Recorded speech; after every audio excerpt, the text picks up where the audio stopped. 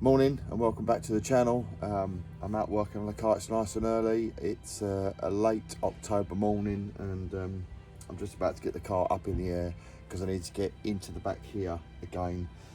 If you've seen one of the previous videos, you'll understand why. So the back plate in there is rotted out and the little shoe springs that hold the handbrake shoes on are just not holding any longer, and it's making a bit of a scraping sound when I'm driving it. So what I'm going to do is I'm going to get in there today and I'm going to be replacing this. These are the back plates. These are genuine Porsche ones. I think I've got to take the whole thing apart in there because obviously the hub that bolts to the wheel is here and it's bigger than that hole. So I'm assuming I'm going to have to take it all apart, and because I'm going to have to take it all apart, I bought some wheel bearings. These are fag bearings. Sounds a strange name, but these are one of the best bearings you can buy. These are about 150 quid, 160 quid a bearing. So I'm hoping that they will last quite a long time. So what we're going to do now is we're going to get it up in the air and I'm going to split all this and take all this lot off. It looks like right faff, and hopefully we can get the bearings changed and the back plates changed. Let's get the calipers off. That's a M16 spline bit, goes in the bolts in the back there. That's the caliper off. To get the disc off, it's a T50 Torx. It does not need to be mega tight. Now you can see why I'm doing this job. That's just fallen out.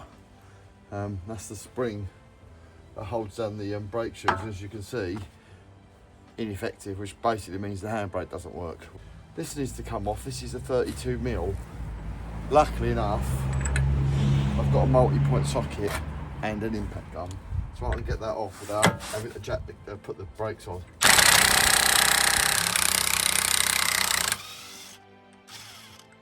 Just like that. If you don't have an impact gun, then you're going to want to loosen that up before you take the wheel off. Otherwise, you're never going to be able to hold this still while you're trying to do it. So our brake shoes have got to come off. That other spring is still in there. So the one I repaired at the bottom in an early video is still holding, but the top one's now ripped out because this splash plate, as you can see, is utterly ruined. Right, as you can see, I'm taking the shoes off. Now what I'm going to do is put a puller on here and give the drive shaft a push to try and disengage it from the hub, because generally because they're splined in there, they tend to have a bit of corrosion on them and they will be tight. Oh, it's going straight out.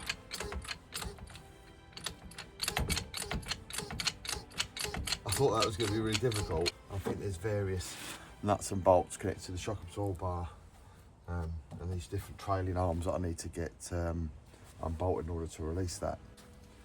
This one at the top, 21. Just put the impact gun on it. It came off. Made quite light work of it actually. That's interesting because so that bolt won't come all the way out of there because it's hitting the other. That's the plate undone. So now I can get to this big nut here. I think there must be.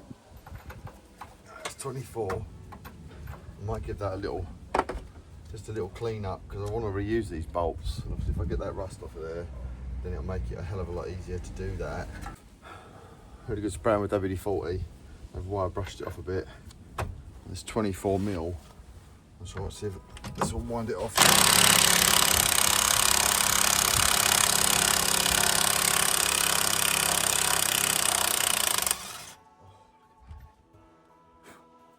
Perfecto. What I want to do is change this, and I've got to take all this crap off. This one's tight.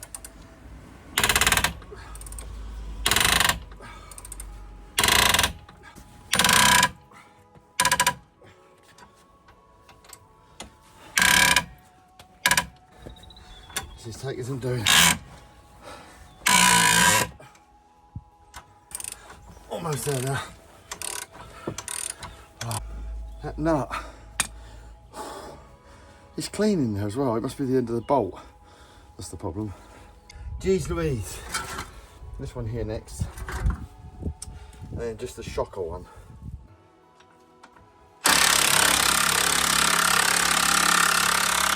Ow. 'Cause I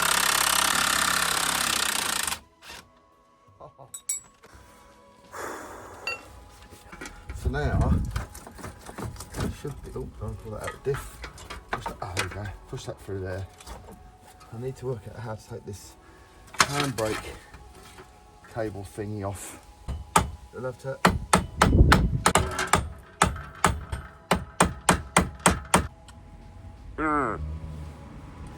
Right, let's go and consult the internet.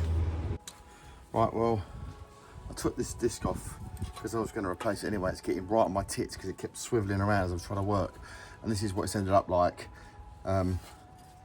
Yeah, this is the source of all my trouble. This is horrible, horrible.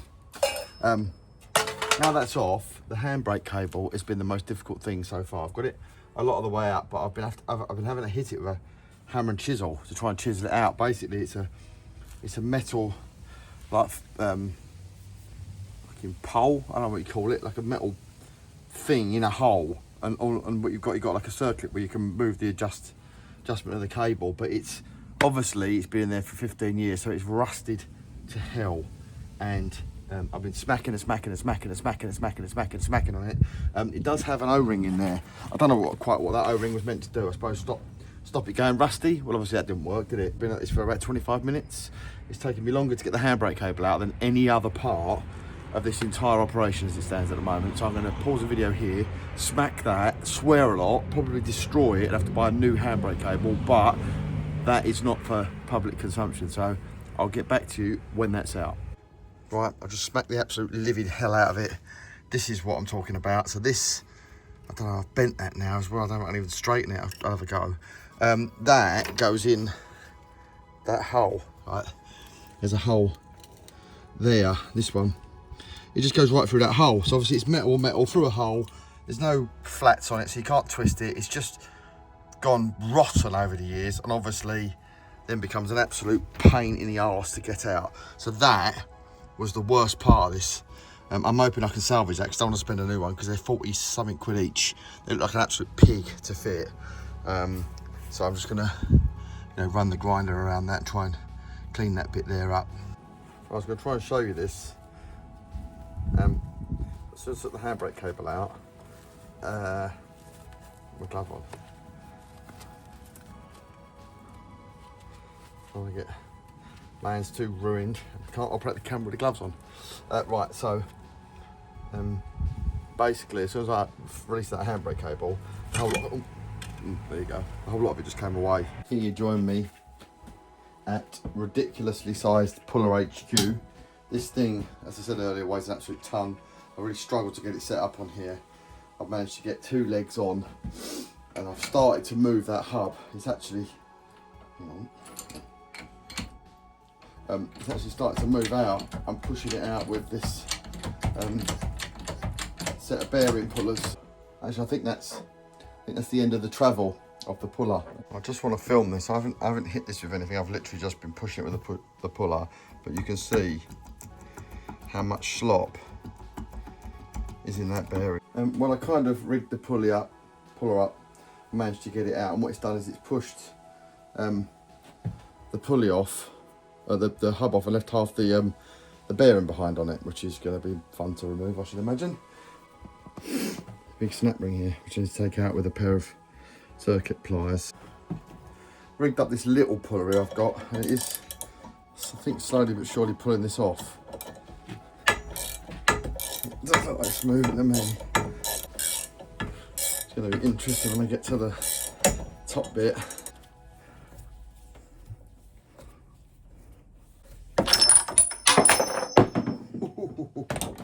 I just took this off.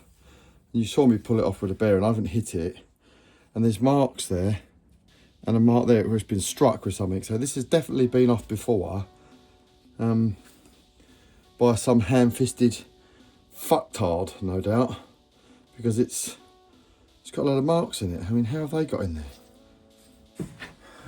Right, if any of you lot have seen my earlier videos, you'll know that this is the subframe bush puller kit for my Range Rover, and I used that on an earlier video. So if you want to see that, go back and have a look. I haven't taken the ABS sensor out. It's right kind of there, so I need to be careful not to snap that off, because I think taking it out would be worse. But I've put this sleeve puller thing away from it. So now, tighten that down. This, believe it or not, is a through jobby, but it's for scaffolding. This is a scaffolder's spudger, or whatever you call it. Now I'm hoping that if I just, right, I wonder if I can lock that onto the, there you go, onto the, that's not working, is it? It's going off on a weird and wonderful angle there, so I might have to reposition this. And it's moving, I can hear the bearing moving.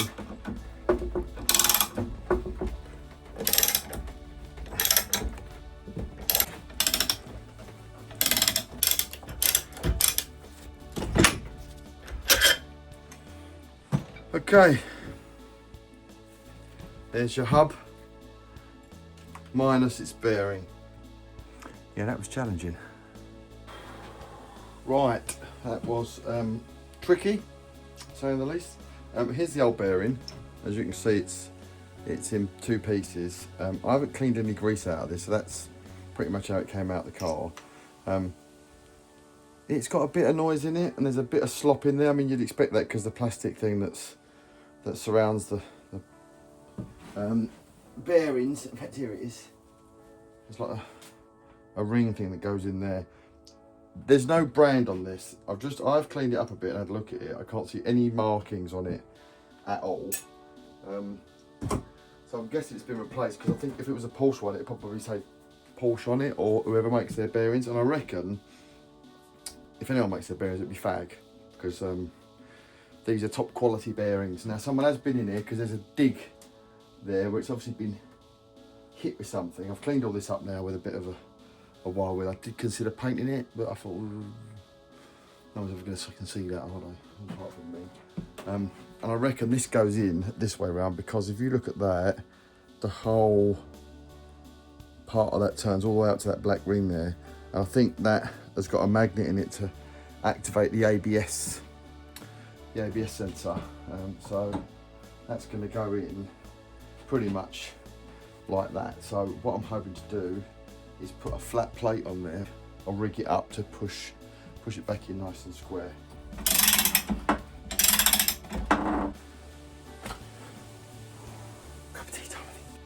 Right, so that brings in, the whole purpose of doing all of this really was just to get this bloody thing on. That just literally just fits like that. Right, your eyes don't deceive you. I am in fact pulling the bearing out of the same hub, because I put it around the wrong way after all that. It's broken, so I'm pulling out a broken bearing. I don't think I'm going to better put these two bits back together somehow. Turns out that side is the magnet. Fucking moron. A good job I got two of these. That's 150 quid. So I need to order another bearing before attempting the other side.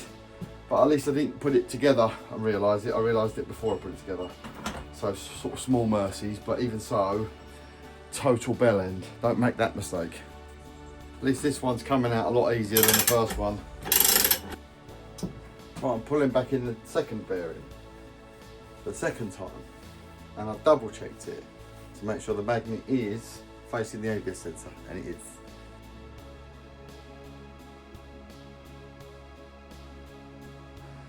Before I get too carried away, managed to get it square, get that spanner on there, and then pull in the hub back into the bearing here. There is my complete hub with new backplate ready to go back on. Right, got most of it back on the car now, and fitting was basically just a reverse of removal, as they say. But what I will show you is this handbrake arrangement. Right, this gave me more ag than anything else. So what I've had to do here is run the flat wheel around that to, you know, kind of clean it up a bit. Where I've been whacking on it, you can probably see that there. I've ordered a new handbrake cable, because obviously I don't really want to leave this one on there because it is goosed. But the way this works is it kind of goes through that hole there on the back plate, on the hub part. Then you've got this arrangement here, and that basically goes over that, and you move it forwards towards this way and put that circlip on, and what it does is that takes the tension and puts it into the bowling cable, a bit like your bike brakes, and how you screw that little adjuster up. That's basically what this is.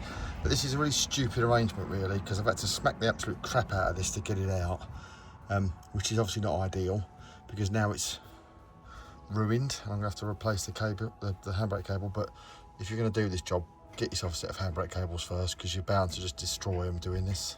Okay, so we're almost there now. Nice new set of spline bolts and these special headed ones that the adjuster sits on. Handbrake cables in, new hub nut, got to be tightened up yet. I'm going to put the shoes on now. I'm not going to film that because that's an absolute pig and there will be so much swearing, so I'll start again when they're done. Right, so there we are. Shoes are back on and they're secure now. So all of this work, basically all of it, was about getting a set of handbrake shoes that are actually solid and an effective handbrake. So that's one side done. All I've got to do is get the disc back on now, adjust the handbrake up, and do up this hub nut, and then that's basically this done. So it's taken me all day to do that, so it's a fair old job. Right, a little tip. This hole here is for your handbrake adjuster. Basically just go in like that, and you move it to the front to make it tighter, and to the back like that, to basically just, you're moving a little cog in there. So what I tend to do is adjust it up before the wheel goes on. So that's just about tight enough there. And the reason I do it before I do this little, there's a screw here, this one here, which is this Torx bit. You put it in now, and what you'll find is when you do that up, you can't turn the wheel anymore because the car's in park, obviously. So what that's doing is it's locking the drivetrain, so the thing won't actually turn now, look. So if you do it before you put that nut in, but properly located on the hub, you can still turn the disc to get the right sort of tension on that little adjuster in there, and just makes it that bit better. So when you get it all back together, your handbrake's a bit more effective, and you don't have miles and miles of travel on it, because that's an MOT failure in itself. Just have a look at all the tools I've needed to do this job. It's like a dozen spanners there, and this isn't even all of it, because the pullers and stuff are all down the shed still.